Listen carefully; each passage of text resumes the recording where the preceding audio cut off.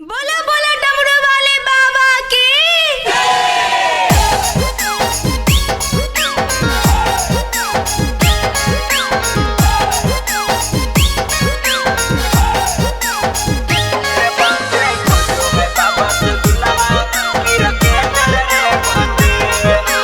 DNS music recording studio Rajauli. रे बंदे बेल के पतैया पर लिखा है कजली लेटर रे बंदे। रे बंदे बेल के पतैया पर लिखा है अंजलि लेटर रे बंदे। रे बंदे खोजो है बाबा से दुल्हा की रकेटर रे बंदे। रे बंदे खोजो है बाबा से दुल्हा की रकेटर रे बंदे। रे बंदे धोनी जैसन खोजो है उ बेटर रे बंदे। रे बंदे कोहली जैसन खोजो है उ बेटर रे बंदे। रे बंदे खोजो है बाबा से दुल्हा की रकेटर रे बंदे। रे बंदे खोजो है बाबा से दुल्हा की रकेटर रे बंदे। रे बंदे खोजो है बाबा से दुल्हा की रकेटर रे बंदे।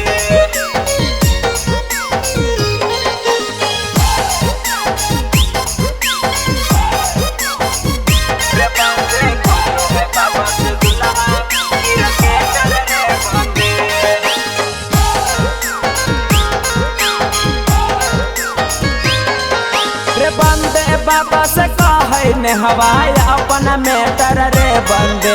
रे बंदे बाबा से कहे जुलिया अपन मेटर रे बंदे। रे बंदे खोजो है छौड़ी दुल्हा की रकेटर रे बंदे। रे बंदे खोजो है छौड़ी दुल्हा की रकेटर रे बंदे। रे बंदे बाबा के कहे करे सिंगाने चर रे बंदे। रे बंदे बाबा के कहे करे सिंगाने चर रे बंदे। रे बंदे खोजो है छौड़ी दुल्हा की रकेटर रे बंदे। रे बंदे खोजो है छौड़ी दुल्हा की रकेटर रे बंदे।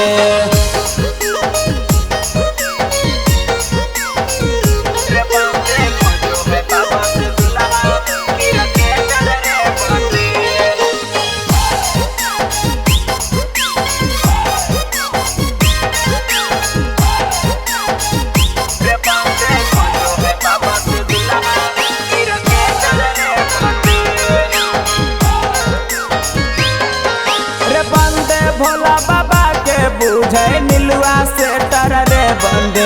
रे बंदे भोला बाबा के बुझे नीलुआ से टर रे बंदे। रे बंदे खोजो है बाबा से दुल्हा की रकेटर रे बंदे।